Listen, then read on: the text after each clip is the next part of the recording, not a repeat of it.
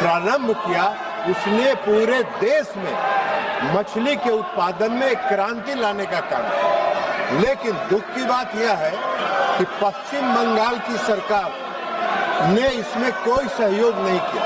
अध्यक्ष महोदय, मुझे आपको बताना है कि 2 वर्षों तक 2020-21 और 2021-22 इन 2 वर्षों में राज्य सरकार ने प्रधानमंत्री मत्स्य संपदा योजना को स्वीकार नहीं किया।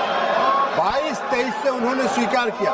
केंद्र सरकार ने पश्चिम बंगाल में जो प्रधानमंत्री मत्स्य संपदा योजना में खर्च का लक्ष्य रखा था 910 करोड़ रुपए, और उसके एवज में जब 22-23 से शुरू किया भाग लेना पश्चिम बंगाल सरकार ने, तो मात्र 221 करोड़ रुपए का ही प्रस्ताव वहां से प्राप्त हुआ, जिसमें आज तक जो राशि आवंटित की गई है केंद्रीय शेर की 221 करोड़ रुपए, उसमें मात्र 114 करोड़ रुपया अब तक जारी किया है 221 करोड़ में, और मात्र 58.51 करोड़ पश्चिम बंगाल की सरकार ने खर्च किया है।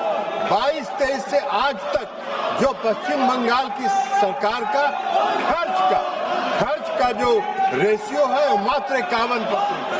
अब अगर राज्य सरकार सहयोग नहीं करेगी तो फिर केंद्र सरकार कहीं पर नहीं।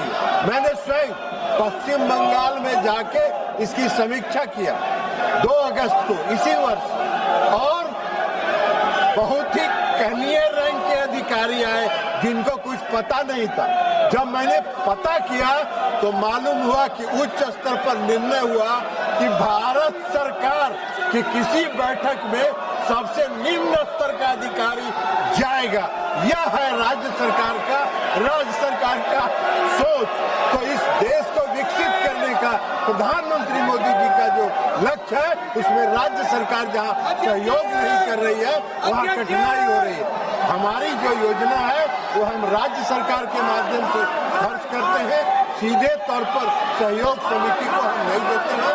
उनके लिए FIDF है, फिशरी इंफ्रास्ट्रक्चर डेवलपमेंट फंड है, वो उसका उपयोग करके आगे बढ़ते हैं। माननीय सदस्यगण, मैं पुनः आपसे आग्रह कर रहा हूं, प्रश्नकाल महत्वपूर्ण है, आप सदन में भागीदारी निभाएं।